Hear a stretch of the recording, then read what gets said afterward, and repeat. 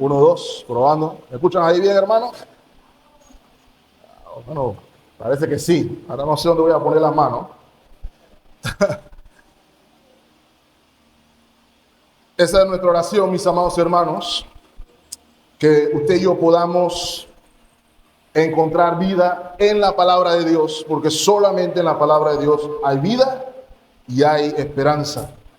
Le rogamos, como siempre, hermanos, un mayor conocimiento de Dios, mayor amor por Él a la luz de ese conocimiento, salvación por su palabra, y como acostumbro a decir también, mis amados hermanos, que estos labios que son falibles y débiles, y Él lo sabe, no sean impedimento para su palabra infalible.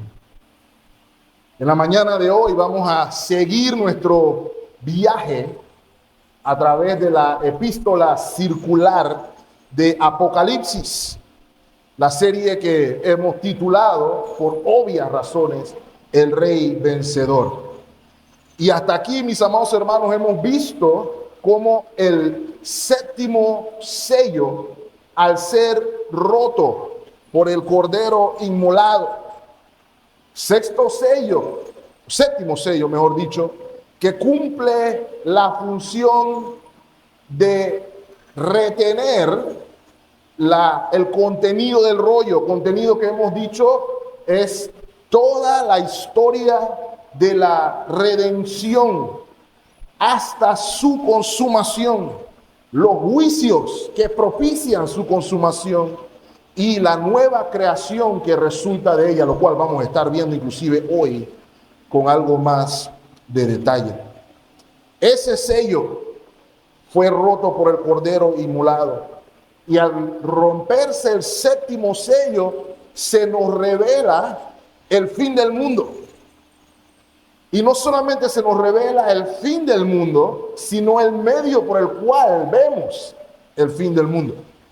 Dios decretó que el fin del mundo vendría por la oración de sus santos.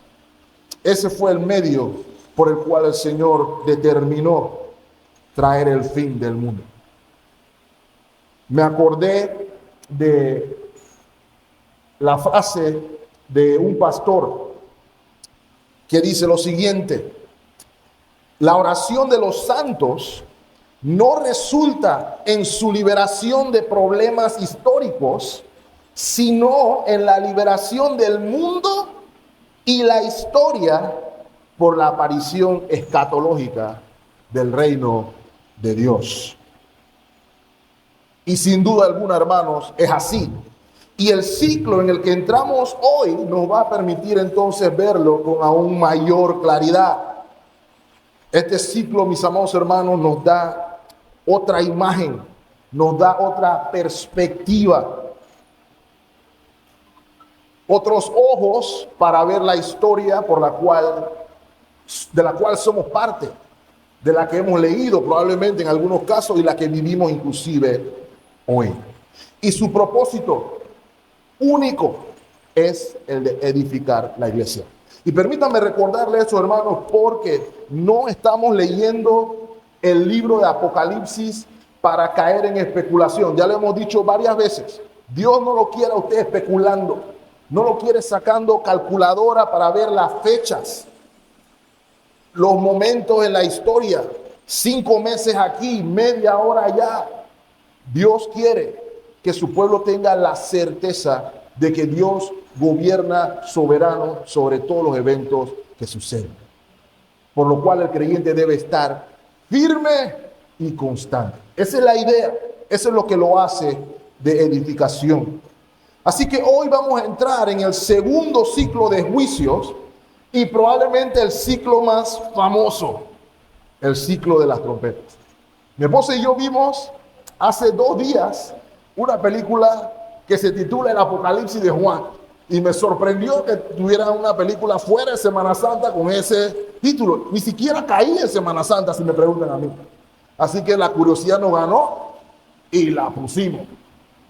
Y hermanos, el problema que tenía la película es que estaba transmitiendo el Apocalipsis desde la vivencia de Juan olvidando completamente a quién Juan le estaba escribiendo.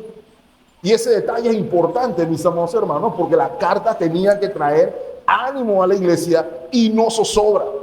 Y ahí tuvieron una confusión entre los sellos y todo el revolú, pero no dejaron por fuera la trompeta, hermano. Las trompetas tenían que estar. No puso las copas de la ira, por ejemplo, no puso la lucha de la bestia, pero el punto es, veamos la trompeta, porque es el ciclo más famoso. ¿Ok? Y en nuestro viaje nos vamos a dedicar a ver las primeras 6. Las primeras 6. La idea es que no salgamos aquí a las 3 de la tarde, con la ayuda de Dios. Y por eso hemos titulado el mensaje de esta mañana, las primeras 6 trompetas.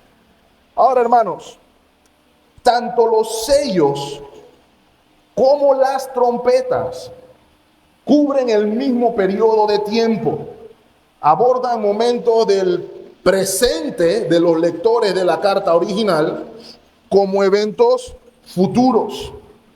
Así que en pocas palabras son eventos que vienen sucediendo a lo largo de toda la historia de la iglesia. La era de la iglesia es descrita por todos estos ciclos. Y llamamos la era de la iglesia al tiempo entre las dos venidas de nuestro Señor Jesucristo. Ahora, el arranque formal fue en el aposento alto con la llegada del Espíritu Santo, sin duda alguna. Ahora, el punto a entender aquí es que los eventos de las trompetas, el evento de los sellos, tienen 2000 años ya sucediendo y van a continuar sucediendo hasta que el Señor venga a buscar a su iglesia. Así que en el caso del ciclo de la trompeta, mis amados hermanos, es relevante que usted y yo entendamos que el uso de la trompeta es simbólico para mostrarnos al menos 2 cosas. La primera, el juicio divino de Dios contra el pecado y el juicio a los pecadores que desprecian a Jesucristo, al que Dios envió precisamente para reconciliar al mundo con Él. Ese juicio, mis amados hermanos, se nos recuerda aquí que es inminente. Podía ser ya, si así el Señor lo dispusiera. En menor medida, y tengo que hacer un énfasis en ese menor medida, y lo van a ver en un momento por qué. Ese juicio también tiene el propósito de alertar, como vimos la semana pasada, ¿cierto? Cuando la trompeta anuncia el día de la ira de Dios. Así que en menor medida las trompetas lo que hacen es apercibir, esas fueron las palabras de Ezequiel la semana pasada, ¿lo recuerdan? A las personas del juicio que está por venir, para que la persona se aferre entonces a la misericordia divina en Cristo Jesús. Pero eso es en menor medida, ¿ok? Así que eso es lo que vamos a estar viendo aquí con la ayuda de Dios. Hay un personaje que el hermano Yustas no nos acompaña hoy porque se siente mal, es uno de los que tenemos que orar por. Me recuerda todo el tiempo uno de los padres de la iglesia, Policarpo, el cual se considera, según la tradición, discípulo del apóstol Juan. Y esta persona de 86 años sufrió martirio. Y el martirio quedó registrado en la historia porque los romanos tenían la costumbre de registrar todo lo que sucedía aún en los casos de condena. Y en uno de los casos se le pide a Policarpo que reconsidere su postura, que reconsidere que él está viejo, él no debería estar pasando páramo. Y se le amenazó con que si no reconsideraba su postura, iba a ir a la hoguera. A lo cual el señor de 86 años responde de manera enérgica al procónsul que lo juzgaba, diciendo: ¿me amenazas con un fuego que arde 1 hora y después se apaga. Lo haces porque no conoces aquel fuego del juicio venidero y del eterno suplicio que espera a los impíos. Policarpo pudo responder así, mis amados hermanos, porque él tenía otra cosmovisión. Él tenía una perspectiva, la cual hemos titulado aquí una perspectiva que está por encima del sol. Él pudo contrastar una hora aquí con una eternidad en sufrimiento y agonía. Y de eso, mis amados hermanos, es lo que está advirtiendo la trompeta, la alarma. Si a usted se le olvida cualquier cosa de lo que yo he dicho hoy, o lo que voy a decir hoy, recuerde que el juicio de las trompetas está enfocado a una humanidad impenitente en contraste con un pueblo de Dios redimido. Y va a mostrar a Dios juzgando progresivamente, con más intensidad, un mundo que está endurecido por el pecado. 7 juicios abordando progresivamente ese juicio del que hablaba Policarpo hasta el juicio final. Y lo vamos a ver con la ayuda de Dios en 3 aspectos. Sé que es un pasaje extenso, pero creo que lo vamos a poder abordar. Hay 3 relaciones que nos van a ayudar a verlo. La primera, vamos a ver las trompetas en relación con su creación. Eso en las primeras 4 trompetas. Luego veremos las trompetas en relación con aquellos que no son sellados. Esa es la primera parte del capítulo 9 que leyó nuestro hermano Abdiel. Y en tercer lugar, vamos a ver ante todo esto, cuál es la actitud de aquellos que no han sido sellados al ver las trompetas sonar. ¿Ok? Así que veamos primero las trompetas y la creación. Ahora, si usted puso atención a la lectura en nuestro texto, es probable que usted haya notado un lenguaje familiar, uno semejante al que usted y yo leímos cuando hace poco atravesamos el libro de Éxodo. Y si se dio cuenta, es porque el Éxodo, particularmente las 10 plagas, suenan a mucho de lo que se ve descrito aquí. Y es un recordatorio, mis amados hermanos, que usted y yo no estamos llamados a desconectar el Apocalipsis del resto de la Biblia. El Apocalipsis no es un libro aislado, no es un libro que solamente mira al futuro, sino que nos obliga a ver al pasado. No se puede entender el Apocalipsis si no se tiene un trasfondo en lo que enseña el Nuevo o el Antiguo Testamento, donde se describe todavía con mayor claridad que en el Nuevo lo que es el juicio de Dios en contra del pecado. Así que lo que usted y yo hacemos al leer este pasaje es ponernos en las sandalias de los lectores de la carta, y ellos se ponen en las sandalias de sus primeros padres en Egipto. Y así entendemos mejor el trasfondo. Los juicios de la trompeta utilizan como referencia tanto las imágenes como el lenguaje de las 10 plagas de Egipto durante el Éxodo. ¿Ok? Y aquí un momento que aprovecho para recordarles, hermanos, que las plagas tenían un propósito desde mi perspectiva triple. El primer propósito era el más evidente y el más obvio, ¿cierto? Liberar al pueblo de Dios de la opresión egipcia que estaba personificada por el faraón.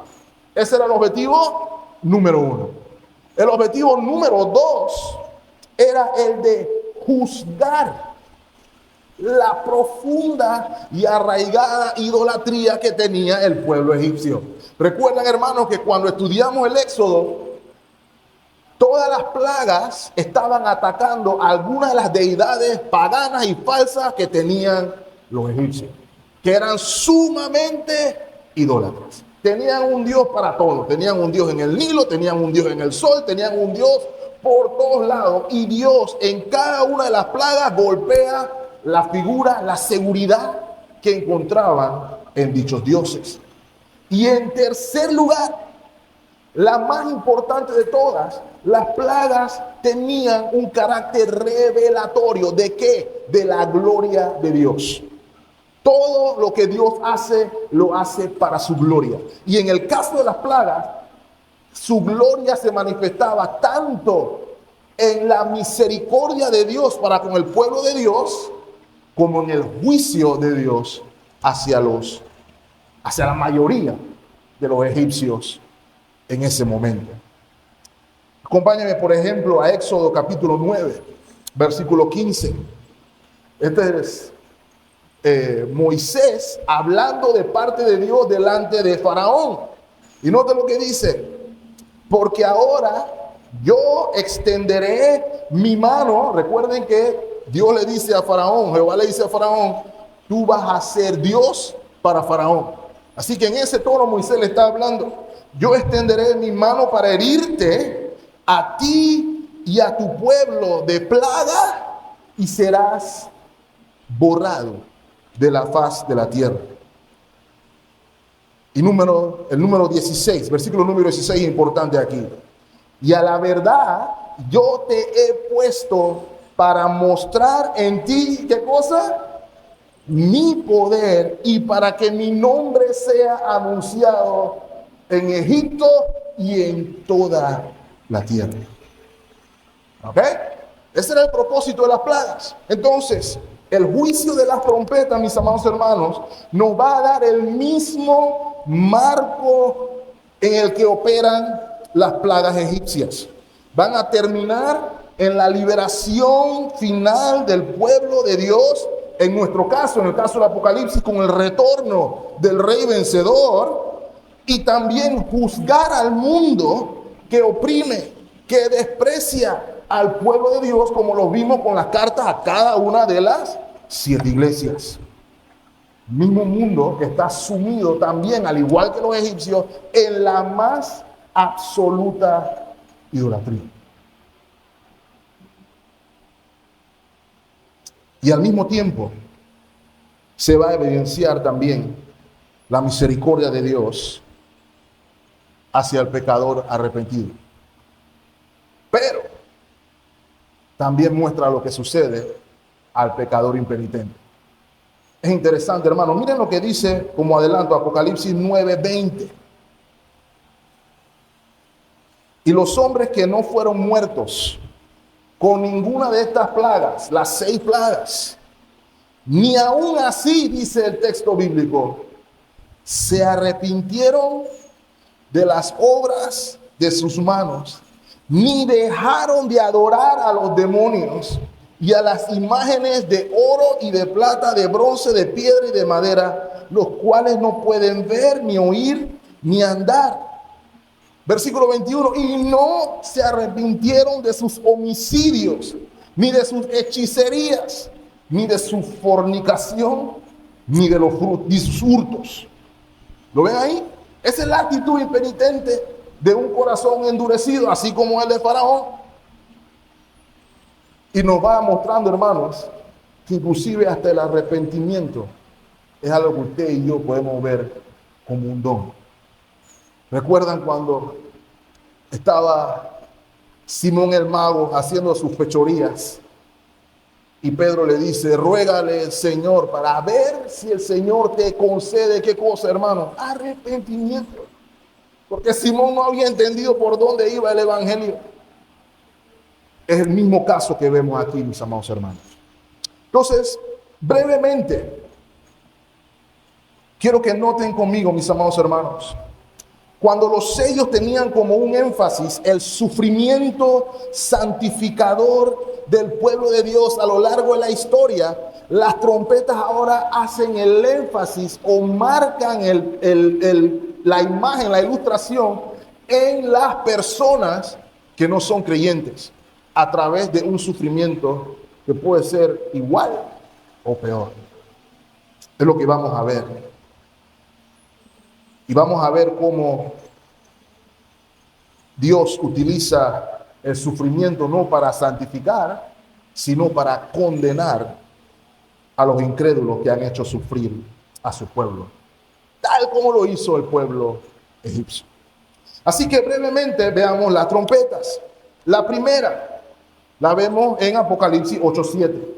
El primer ángel tocó la trompeta, hubo granizo y fuego mezclados con sangre que fueron lanzados sobre la tierra, y la tercera parte de los árboles se quemó y toda la hierba verde. Ese lenguaje lo vemos en Éxodo, capítulo 9, versículo 22.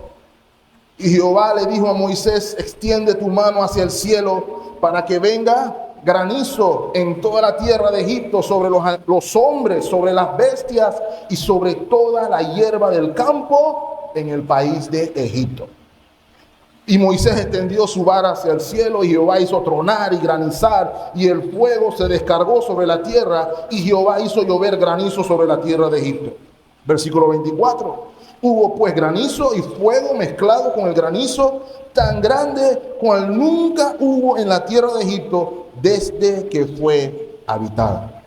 Y aquel granizo hirió en toda la tierra de Egipto todo lo que estaba en el campo, así hombres como bestias. Asimismo destrozó el granizo toda la hierba del campo y desgajó todos los árboles del país. Es el mismo sistema, pudiéramos decirlo así. Ahora, la única diferencia es que, si se dan cuenta, el énfasis en Éxodo es el granizo. Acá en Apocalipsis el énfasis es el fuego. Sin embargo, los efectos son lo mismo. El efecto del granizo y la vegetación, del granizo y el fuego son sobre la vegetación, discúlpenme, y los animales. ¿Qué hay que notar aquí? No hay una totalidad. En Egipto todo fue destruido. En este caso, una tercera parte en el Apocalipsis. Ahora, eso indica que no es una totalidad del juicio, sino que es una parte. Pero es una parte que es mayor a la parte que vimos en los sellos. Cuando vimos los sellos, el daño que tenían los jinetes a lo largo de su andar, por lo general escuchábamos una cuarta parte de la tierra. Una cuarta parte de la tierra. Ahora vemos una tercera parte. Lo cual nos habla de un incremento en la intensidad de juicio. Ahora, ¿qué es lo que quiero mostrar brevemente aquí, mis amados hermanos? Que el efecto que vimos en la plaga en Egipto sobre los cultivos y sobre los animales tenía implicaciones directas sobre qué se comía en Egipto. Así que la aplicación para la iglesia a comprender aquí es que el juicio inicial iba a tener efecto en lo que consumimos para comer, inclusive habla de hambre. Y ya ustedes se dan cuenta de que hay patrones que se repiten a lo largo de los juicios. Se parece a la acción del tercer jinete, por ejemplo. Entonces, este juicio trae una intensidad mayor con respecto a qué capacidad hay de conseguir alimento o no. ¿Okay? La segunda trompeta es interesante. Versículo 8. El segundo ángel tocó la trompeta, y como una gran montaña ardiendo en fuego fue precipitada en el mar, y la tercera parte del mar se convirtió en sangre. Y murió la tercera parte de los seres vivientes que estaban en el mar, y la tercera parte de las naves fue destruida. Esta es un recordatorio de la primera plaga. La primera plaga fue contra el dios del Nilo, que era la seguridad absoluta de los israelitas, de los egipcios. El Nilo representaba todo para el egipcio. Ese era su dios. Y Dios lo primero que dijo es: se acabó la fiesta con el río. ¿Okay? ¿Qué van a hacer ahora? Esa era la premisa de la señal. Y se nos dice, por ejemplo, en Éxodo 7, versículo 20, que cuando Moisés levantó su vara y golpeó las aguas que había en el río, las aguas se convirtieron en sangre. Y los peces que estaban en el río no bebieron, como dice el corito, sino que murieron, porque el agua estaba corrompido. Y hubo sangre por toda la tierra de Egipto. Ahora, para algunos, eso de la primera plaga en Egipto se dio por alguna manifestación cataclísmica de eventos naturales, como por ejemplo la erupción de un volcán, algo así. Sin embargo, creo que la simbología apunta hacia otra cosa. El texto aquí no nos está hablando literalmente de que una montaña se cayó en el agua. ¿Ok? Y lo mismo aplica con la estrella, pero eso vamos a hablar en un momento. Lo que se nos está diciendo probablemente es la caída de un imperio o de un gobierno. ¿Por qué dice eso el hermano Eugene? Acompáñame, por ejemplo, a Jeremías capítulo 51, versículo 25. Estas son palabras de juicio que se le han dado a Jeremías. Y note lo que dice el texto. He aquí, yo estoy en contra de ti, oh monte destruidor, dice Jehová, que destruiste toda la tierra, y extenderé mi mano contra ti, y te haré rodar de las peñas, y te reduciré a un monte quemado. Automáticamente usted se da cuenta que ese lenguaje tiene que ser figurado, ¿cierto? Porque si el desmonte destruidor destruía toda la tierra, hoy no hubiera nadie aquí para echar el cuento de qué fue lo que sucedió. Pero era un lenguaje figurado hablando acerca de un imperio, de un gobierno. En este caso, el imperio babilónico. De hecho, el imperio babilónico lo vamos a seguir viendo a lo largo de nuestro avance por el libro de Apocalipsis. Apocalipsis capítulo 18, versículo 21. Y un ángel poderoso tomó una piedra, como una gran piedra de molino, y la arrojó al mar, diciendo, con el mismo ímpetu será derribada, ¿quién? Babilonia, la gran ciudad, y nunca más será hallada. Entonces, aquí se dan cuenta, hermanos, que Babilonia era un título simbólico, título que representa, como lo vamos a ver con más detalle, el orden mundial, los gobiernos del mundo que van a ser destruidos y reemplazados por el orden correcto. Así que el juicio de Dios aquí es la caída de imperios o gobiernos con todos los efectos que esos puedan producir en la humanidad. ¿Ok? Puede ser relacionado sin duda alguna con el agua, puede ser algo donde nos veamos inclusive afectados con peligro de muerte por maniobras de gobiernos, imperios operando que usted no se da cuenta. Usted, por ejemplo, piensa que la Organización Mundial de la Salud tiene el mayor interés de cuidar su salud. Puede que algunos sí, pero puede que otros tengan como prioridad hacerse rico y millonario a costa de su salud, por poner un ejemplo. Entonces, todas estas cosas debemos tenerlas en mente. Tercera trompeta.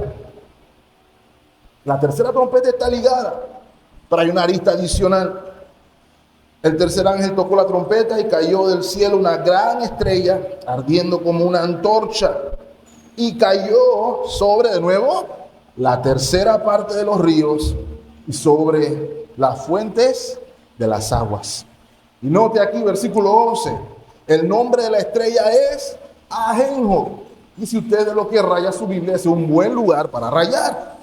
Y la tercera parte de las aguas se convirtió en Ajenjo, y muchos hombres murieron a causa de esas aguas porque se hicieron amargas. Ahora, si se dan cuenta, mi amado hermano, la imagen no es la de una montaña, sino ahora la imagen de una estrella que está cayendo.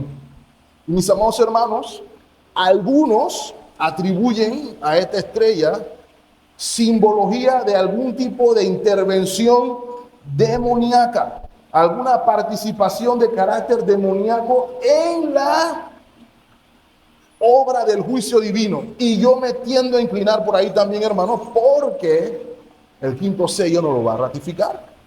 Porque las estrellas cuando caen también son referencia a seres angelicales que cayeron en desgracia. Ahora, hermanos, aquí la figura de quién es la estrella es irrelevante desde mi humilde perspectiva. El significado del juicio es lo importante para nosotros. Y se encuentra en el nombre de la estrella, ajenjo. El ajenjo es una hierba amarga, amarguísima. Una hierba que si se consume en exceso, también tiene la capacidad de envenenar a las personas, hasta la muerte inclusive, dependiendo de la dosis. ¿Okay? Y la idea aquí, aun cuando vemos el agua contaminada, el énfasis no es tanto en el agua contaminada, sino en el efecto que produce en los seres humanos. Y ese efecto es el sufrimiento. Y voy a hacer una referencia. Jeremías de nuevo el Antiguo Testamento nos ayuda a entender lo que estamos leyendo. Jeremías capítulo 9. Dios está juzgando a su pueblo. Y miren lo que le dice. Por lo tanto, así ha dicho Jehová de los ejércitos, Dios de Israel. He aquí que a este pueblo yo les voy a dar a comer, ¿qué cosa? Ajenjo. Y les daré a beber, ¿qué cosa? Agua de hiel. Y eso no quiere decir que el Señor agarró una botella de agua de 16 onzas y se la puso en la boca a cada israelita, sino que Dios está diciendo, van a sufrir en juicio. Es lo que hemos de comprender ahí. Entonces, el punto a observar aquí es que el juicio divino incluye el sufrimiento que es causado por la idolatría del pueblo de Israel. Eso es lo que se ve aquí, en el caso de Jeremías. Sufrimiento causado por su idolatría. Ahora, en el caso particular nuestro, Dios está diciendo al mundo pagano, hay sufrimiento por el rechazo al Cordero. Es lo que vemos aquí. Sufrimiento para el mundo se le promete a partir de la tercera trompeta. Y la cuarta, brevemente, Apocalipsis 8:12. El cuarto ángel tocó la trompeta. Y ahora viene la más difícil de ver de todas, ¿cierto? Porque aquí es herida la tercera parte del sol, la tercera parte de la luna y la tercera parte de las estrellas, para que se oscureciese la tercera parte de ellos y no hubiese luz en la tercera parte del día y asimismo en la tercera parte de la noche. ¿Ok?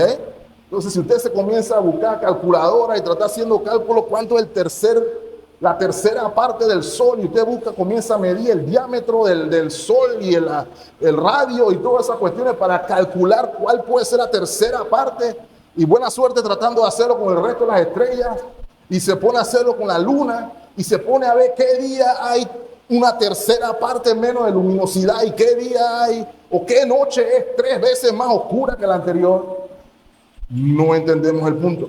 Ahí nos encontramos con un problema. El mensaje es simbólico. ¿Y cuál es el símbolo? De parte de Dios, la cuarta trompeta es un incremento de parte de Dios de la oscuridad, pero de parte espiritual. Y la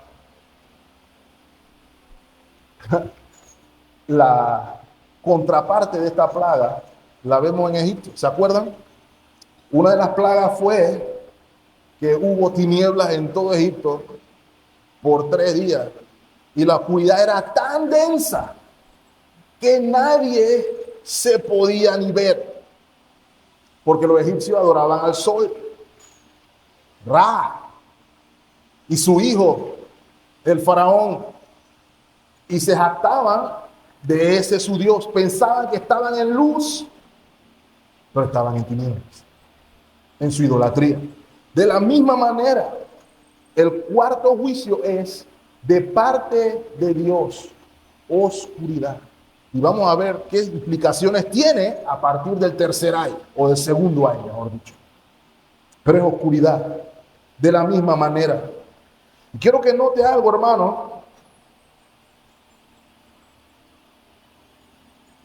Para las 7 iglesias, lo dije la semana pasada, todo lo que Juan ve aquí se cumple mediante eventos naturales y calamidades que tienen un carácter espiritual también, que están siendo representadas por dichos eventos naturales.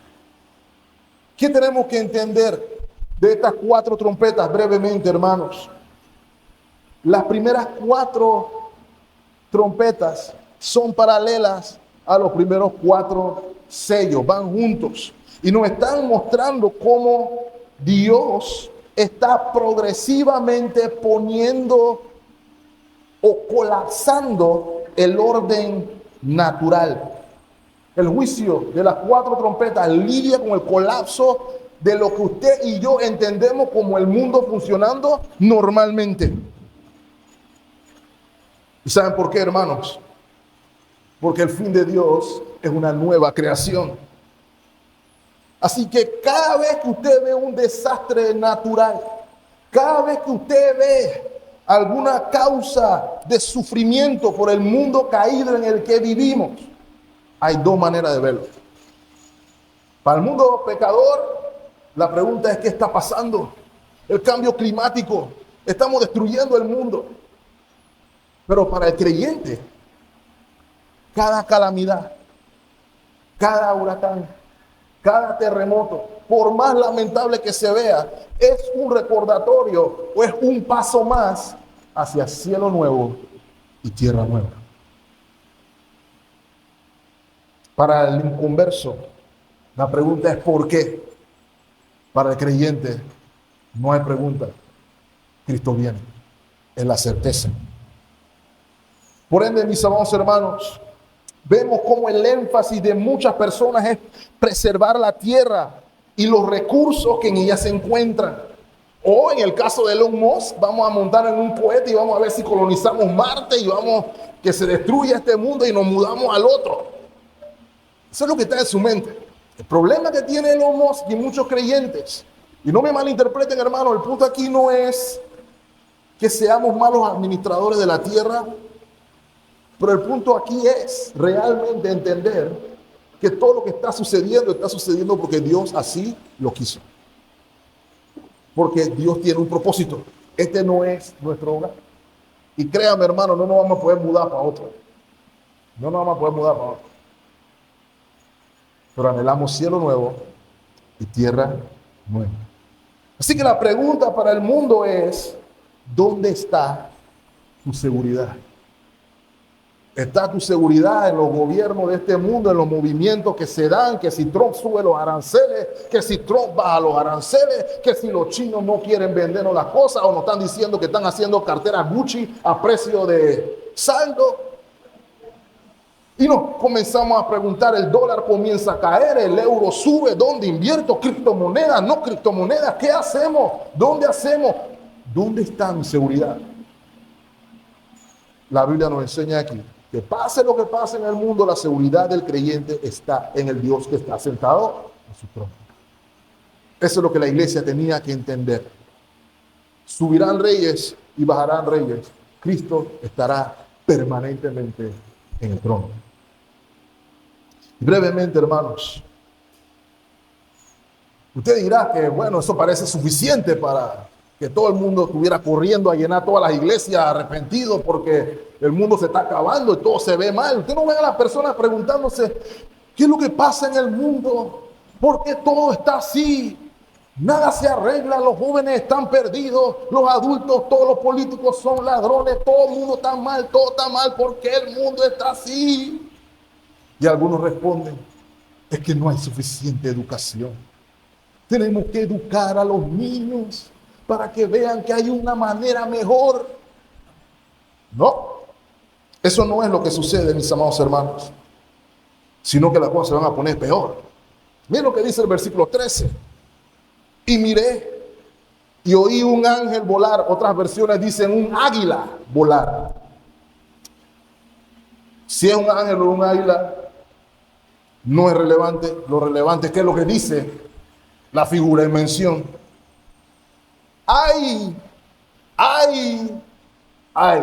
Y ahí encontramos dos cosas. Primero, no hay palabras para expresar lo que viene. ¿Ok? Y solamente hay un gemido. ¡Ay! ¿Ok? Esa es una de las señales más grandes de juicio que hay en las Escrituras. El Antiguo Testamento está lleno de eso. Isaías también hay bastantes ayes. Y aquí lo que se nos dice es que vienen 3 ayes. Y esos 3 ayes son superlativos porque los hebreos tampoco tenían como grandísimo, ni como decía el chavo, riquísimo. No hay superlativo. Así que ellos repiten. Mientras más se repite, más grande es. Por eso, cuando estamos ante el trono celestial, en Isaías 6, los seres vivientes dicen, Santo, Santo, Santo es el Señor Dios Todopoderoso. Aquí vemos la inversa. Es, ay, ay, ay. ¿Ok? Y aquí se nos revela brevemente, hermanos, las trompetas o la relación de las trompetas con los que no son sellados. De nuevo, aquí hay un contraste interesante. En los sellos vemos al pueblo de Dios en el altar, delante del trono, en seguridad, bien. Aquí no. Aquí vemos el otro lado de la moneda. Aquellos que no están sellados y no se ven tan bien, hermanos. Y esta es una cosa que nos hace meditar, hermanos, que muchas veces nosotros vemos al impío prosperar y nos desanimamos. A veces vemos a personas que viven para hacer el mal, que les va bien y nosotros nos sentimos como que algo no cuadra. El Apocalipsis nos ayuda a volver a encontrar perspectiva y balanza. Porque estas personas aparentan estar bien desde aquí, pero aquí vamos a ver que están mal, hermanos. Y usted que probablemente piensa que está mal, usted está seguro, confiado, guardado por Cristo. Así que lo primero que queremos observar aquí es cómo la quinta trompeta pasa del orden creado a los individuos y a las personas. Ahora, hay que ver cuál es el medio, que aquí se ve algo, wow, hermano, Dios es como escritor, tiene todos los recursos literarios, maneja todas las referencias literarias, maneja el sarcasmo, maneja la ironía de una manera gloriosa, como lo vamos a ver aquí. Porque note, hermanos, al observar quién es el medio del juicio de la quinta trompeta. Versículos 1 y 2.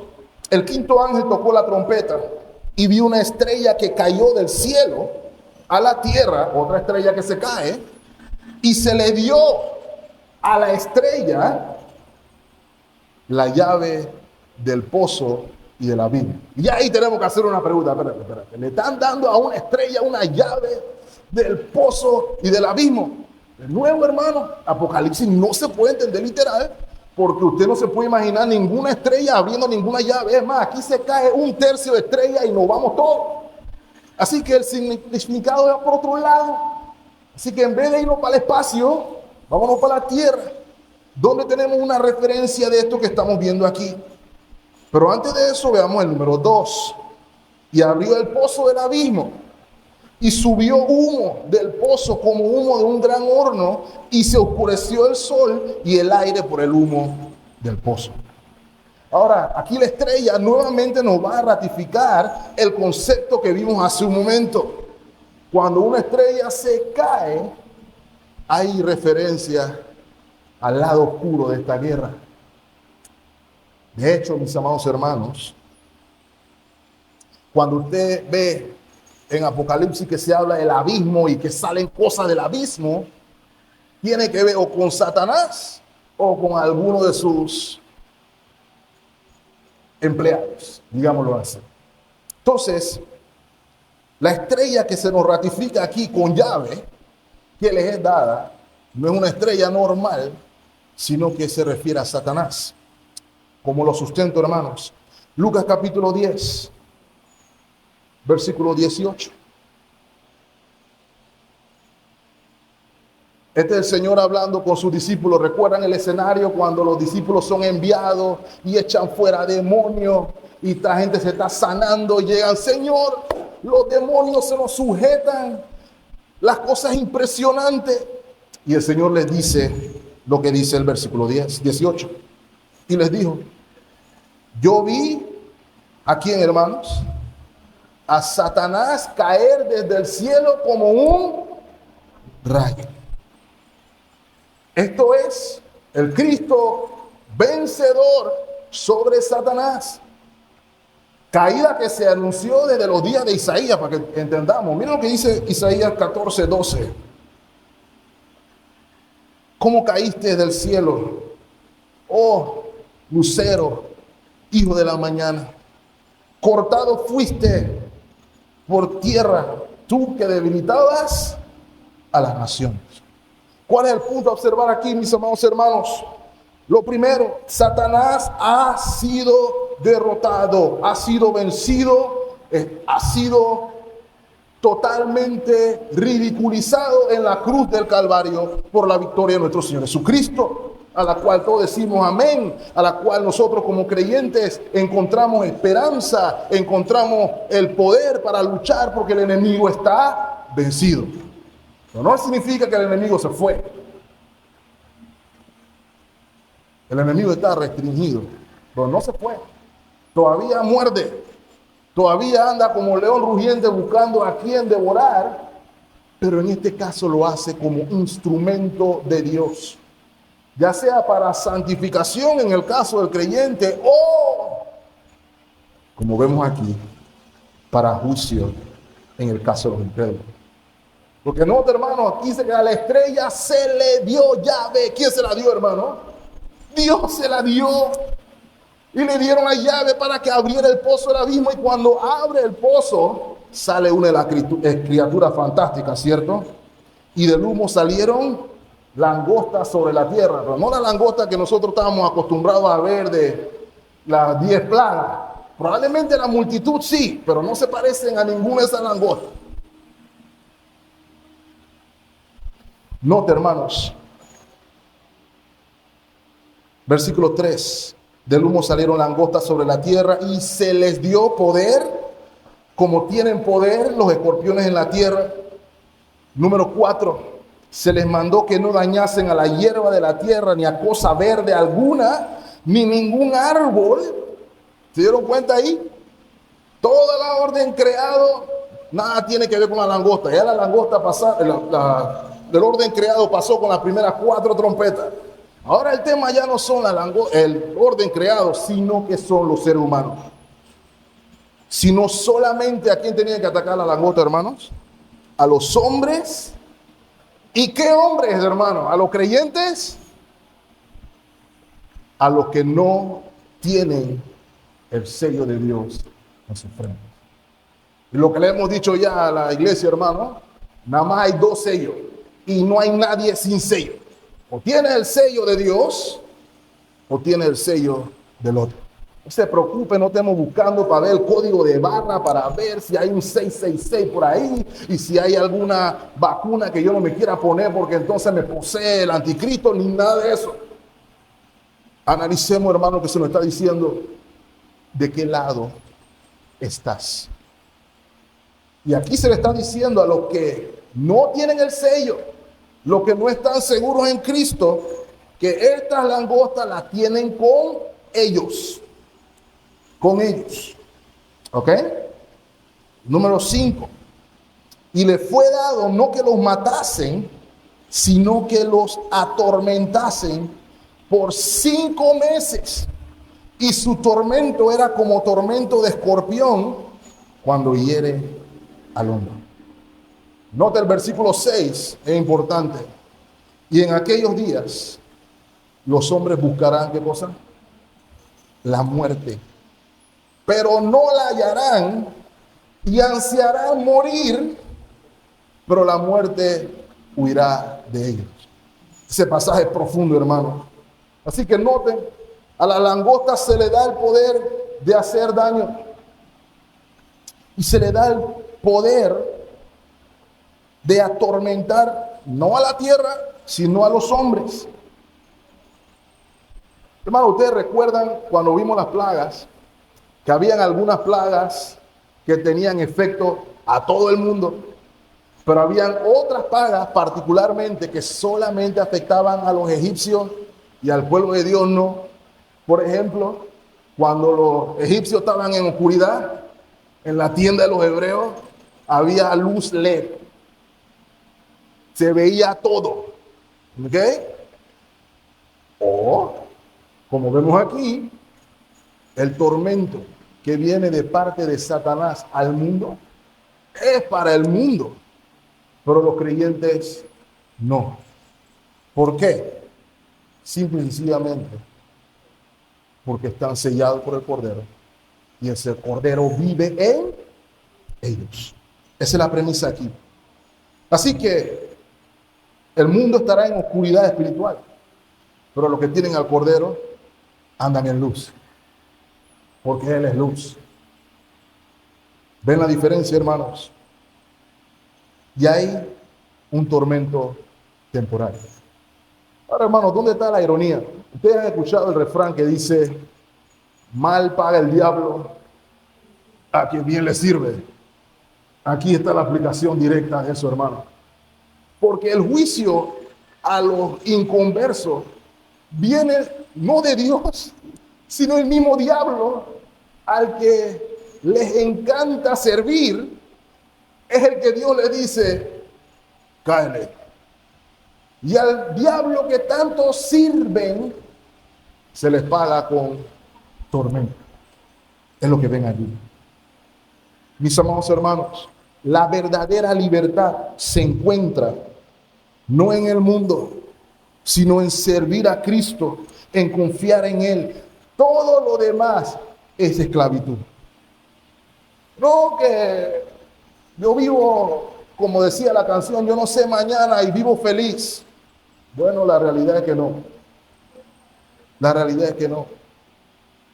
Porque el mismo mundo se da cuenta de que la sociedad está, la palabra podría ser influenciada por el demonio. Usted ve, escucha a las personas hablar, oh, esto parece Sodoma y Gomorra. Esto es una locura lo que estamos viendo en nuestros días. ¿Saben por qué? Porque Dios los entregó a pasiones que no agradan. Como nos recordaron los hermanos esta mañana en la escuela dominical. ¿Y sabes qué es lo que hay en el mundo, hermanos? Y esta parte la tengo que decir, hermanos. Lo que hay en el mundo es culpa y desesperación. A veces nosotros escuchamos a los hermanos hablar o a personas hablar, estaban en la iglesia, yo estoy cansado de esto y me voy para el mundo. ¿Qué significa irse al mundo? ¿Acaso en el mundo se está mejor que acá? ¿Acaso en el mundo no hay sufrimiento? ¿Acaso en el mundo la gente no sufre, no llora y no tiene mala experiencia o eso nada más pasa en las iglesias? La realidad es que el sufrimiento pasa en todos lados porque en el mundo hallaremos aflicción. Cielo y tierra, cielo nuevo y tierra nueva es lo que anhelamos todos. Pero no, hermano, el engaño de Satanás es hacerte pensar que el mundo es mejor que aquí. Hacerte pensar que allá hay un pocotón de hipócritas y en el mundo no. Porque así es como la gente habla, la iglesia está llena de hipócritas. Tú eres el primero, eres bienvenido. Hipócrita hay en todos lados. ¿Cómo yo sé que esto es verdad, hermano? Porque nos dice el versículo 6 que en el mundo, en las circunstancias en las que están, la gente se quiere morir. Y no se puede morir. Vivimos en un mundo donde nos hemos entregado al aborto, nos hemos entregado a ideologías extrañas, en lo que un hombre se puede sentir mujer, una mujer se puede sentir hombre, y nos han obligado a aceptarlo como normal. Y usted no se ha hecho la pregunta, ¿Será que yo estoy loco? ¿Será que yo estoy loco? No, hermano. Estamos viviendo el tiempo de la sexta trompeta. ¿No está loco? En estos días aprobaron en un juzgado en Gran Bretaña que el gobierno iba a reconocer que las mujeres son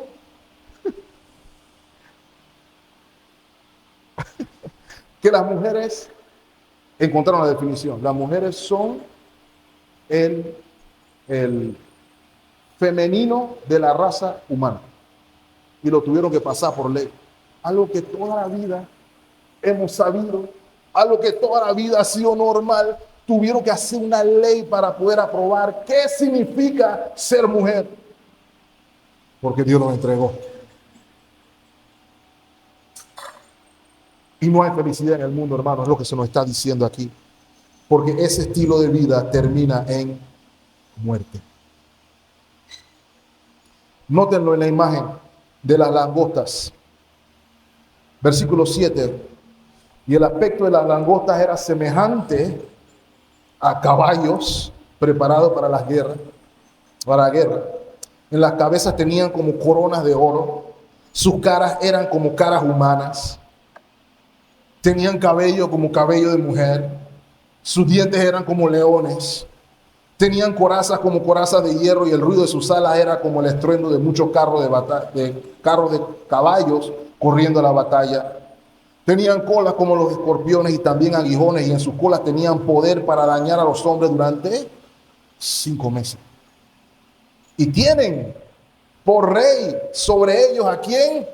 El ángel del abismo. ¿Quién es ese? Satanás, cuyo nombre en hebreo es Abadón y en griego Apolión, que significa destructor. Mi amado hermano, nunca piense que el diablo quiere algo bueno para usted. Nunca quiere algo bueno. Te puedo ofrecer el oro y el moro, pero nunca quiere algo bueno para ti. El diablo solamente quiere robar, matar y destruir. El primer ay pasó. He aquí vienen aún 2 ayes después de este. Ahora, hermano, quiero que noten algo antes de ir al último aye, en los últimos minutos que me quedan. Si se dan cuenta de algo, algunas personas dicen que no importa tanto la imagen de las langostas, pero permítame plantearle un escenario diferente. Se nos describe que estas langostas son como caballos que tienen caras humanas con corona. Ahora, la idea no es que usted la dibuje, pero sí hay algo que podemos observar aquí. Primero, tiene cara humana y pelo de mujer, pelo largo. Y eso no está ahí de casualidad, hermano, porque la idea es que se entienda que es atractivo a la vista. Las mujeres se cuidan su cabello, ¿cierto? Aquí se gastan millones de dólares en productos para arreglar el cabello. ¿Cuánto del Producto Interno Bruto se lo gastan las hermanas en el cabello? Solo Dios sabe. Pero saben que hay algo allí que produce un efecto al ojo. Se ve atractivo. Así es como se ve este siglo. Atractivo. Pero note que la cara es hermosa, pero los dientes son de león. Y así es el pecado y lo que este mundo ofrece. Pareciera que está bonito, pareciera que está bien, pareciera que hay éxito, pero los dientes son filosos, hermano, y hace daño, son mortales. Y esa es precisamente la imagen que se nos quiere transmitir aquí. Ese es el juicio. Y ellos pensarán, estamos bien. Yo no veo nada de lo que tú dices. Yo no veo ninguna estrella cayéndose. Yo no veo nada de eso. Pero es precisamente el punto. Que Dios los entregó a ese estilo de vida. Finalmente, ¿cuál es la actitud ante todas estas cosas? Porque vamos a ver que la plaga siguiente marca un aumento en la escala. Hay un aumento. Los escorpiones se les dio la autoridad de tormentar, o no de matar. Pero a partir de la siguiente, la sexta trompeta, sí vemos que se les da a las figuras esa autoridad. El sexto ángel tocó la trompeta y oí una voz entre los cuatro cuernos del altar de oro que estaba delante de Dios, diciendo el sexto ángel que tenía la trompeta: desata a los cuatro ángeles que están atados junto al gran río Éufrates. Y fueron desatados los cuatro ángeles que estaban preparados para la hora, día, mes y año, a fin de matar a la tercera parte de los hombres. ¿Lo ve ahí? Hay una hueste celestial que va a traer juicio mortal. Y la gente se va a morir. Y la gente va a sufrir. Y usted diría, la huestes, decía el apóstol Juan, que él oyó el número, 200 millones, trayendo muerte al mundo. Y aún así, ¿cuál es la actitud del mundo pecador? Versículo 20 y 21. Los que no se murieron, ni aún así se arrepintieron de las obras de su mano, ni dejaron de adorar a los demonios y a las imágenes de oro, de plata, de bronce, de piedra, de madera, los cuales no pueden ver, oír ni andar. Eso sigue pasando hoy, hermano. Y no se arrepintieron de sus homicidios, ni de sus hechicerías, ni de su fornicación, ni de sus hurtos. Porque, hermanos, Dios se va a glorificar tanto en la misericordia como en el juicio de aquellos que no se arrepienten. Es lo que se nos está diciendo aquí. Es lo que tendríamos que analizar. Hermanos, quiero que mediten en algo.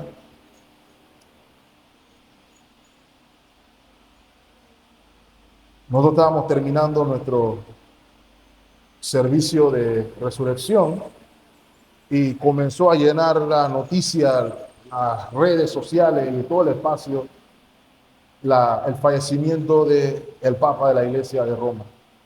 Y el mundo en conmoción. Y mucha gente hablaron de las virtudes como hombre del antiguo Papa. Sin embargo, hermanos, si usted puso atención al ministerio de él y al de los anteriores, el ministerio no tenía evangelio.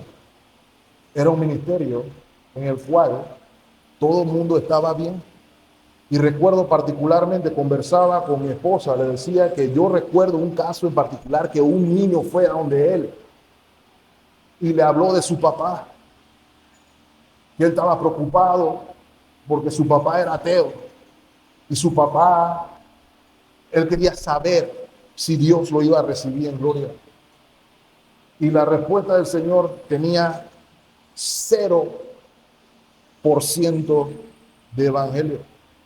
Probablemente porque quería que el niño se sintiera bien, pero da un mensaje contrario al mundo, de que tú puedes vivir como hemos visto aquí que vive el mundo y que Dios está en su trono diciendo, tú estás bien, hay lugar para ti aquí, vive como tú quieras porque todos somos hijos de Dios. Eso se repite con regularidad, mis amados hermanos. Solamente quiero recordar a la iglesia que aquellos que piensan que son hijos de Dios nada más por existir, están en la lista que acabamos de leer. Porque solamente son los hijos de Dios aquellos que le recibieron, aquellos que creen en su nombre. A ellos y solamente a ellos se les dio la potestad de ser hechos hijos de Dios. Con todo lo que eso implica, porque no es nada más decir yo creo en Cristo, sino que implica también todas las consecuencias, como cantamos esta mañana, tomamos la cruz y le seguimos cada día. Ese es el llamado. Ese es el recordatorio. porque va a llegar el momento, hermano, en que sonará la séptima trompeta y ya no será la tercera parte, sino que todo será colapsado. Todo. Todo lo que tú considerabas seguridad se acabó. Y tu única esperanza es juicio, a menos que pongas tu fe en el Cordero inmolado. Así que la pregunta es breve, hermanos. ¿Cuál es nuestra reacción cuando vemos estos eventos desarrollarse? El cristiano, mis amados hermanos, a diferencia del resto del mundo, aun cuando él no está exento del sufrimiento de vivir en este mundo caído, tiene por lo menos 3 ventajas desde mi humilde perspectiva con respecto al mundo condenado. La primera, el creyente está libre de culpa, porque sus ropas fueron lavadas por la sangre del Cordero, como hemos estado viendo, ¿cierto? Romanos 8:1 nos dice, ahora pues ninguna condenación hay para los que están en Cristo Jesús. ¿Y quiénes son los que están en Cristo Jesús? Los que no andan conforme a la carne, sino conforme al Espíritu. Pero usted está libre de culpa en Cristo. Porque venimos delante del trono de gracia, como hicimos esta mañana, y traemos nuestros pecados delante de Él, y Él es fiel y justo para perdonarnos y limpiarnos de todo mal. Por ende, usted se encuentra seguro. Y cuando Satanás lo acusa, como acusa al resto del mundo, usted puede decir con seguridad, ese era yo antes de, pero yo estoy en Cristo ahora. Tu acusación no sirve absolutamente de nada. En el mundo usted no tiene eso. Solamente culpa delante de Dios. La pregunta es, ¿qué hacemos con la culpa? Bueno, el mundo lo que decide hacer es sumergirse más en la culpa. Lo segundo, usted está libre de desesperación. ¿A qué me refiero con esto? Quiere decir que a veces no nos sentimos ansiosos o preocupados. Es posible. Sin embargo, el creyente tiene a quien recurrir. El incrédulo no. Y los problemas pueden ser iguales. Pero uno tiene a quien recurrir, el otro no. Si tú estás aquí hoy sin Cristo, mi pregunta sería, ¿a quién recurres? Cuando ves el mundo yendo como está, ¿a quién vas? Tienes que ir al psicólogo. Tienes que ir al psiquiatra. Tienes que tomar medicina para la ansiedad. Tendríamos que hacernos la pregunta. Pero la Escritura dice que el creyente puede echar su ansiedad sobre Cristo. Y Él da una paz que sobrepasa todo entendimiento. Primera de Pedro 5:7 dice, echando toda vuestra ansiedad sobre Él, porque Él tiene cuidado de vosotros. Ahí está nuestra seguridad. Y finalmente, hermanos, el creyente tiene vida eterna, porque Cristo se la da. Ya el creyente no puede morir, porque el Cordero inmolado le da una vida que no se acaba. Comienza aquí. El cristiano duerme, no muere. Y así como Cristo resucitó de entre los muertos, usted y yo resucitaremos para vida. Pero, en el caso del mundo, hay un concepto que se llama la muerte segunda. Porque todos van a resucitar, hermano. Pero uno para volver a morir. Usted y yo estamos fuera de ese juicio. Solamente en Cristo Jesús. Por eso cantamos la gloria del Cordero, porque esta era nuestras circunstancias. Todo antes de Cristo. Ahora el escenario es otro. Por la sangre del Cordero Redentor. No podemos hacer otra cosa, hermano, que hacer lo que hacen los santos en el cielo. Hay que hacerlo aquí. Adorar al Rey por los siglos de los siglos. Señor le bendiga ricamente, hermanos. Oremos. Amado Señor, gracias por tu amor. Gracias por mostrarnos, Señor, que nosotros conocemos tu gloria por la misericordia que has tenido por nosotros. en la cruz del Calvario.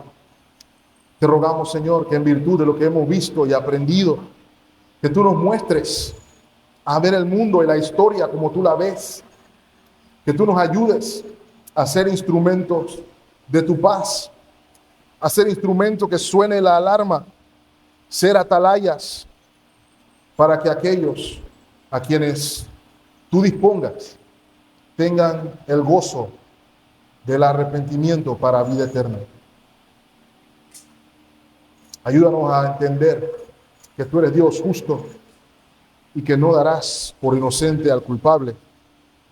Y la única manera de escapar del juicio es en Cristo.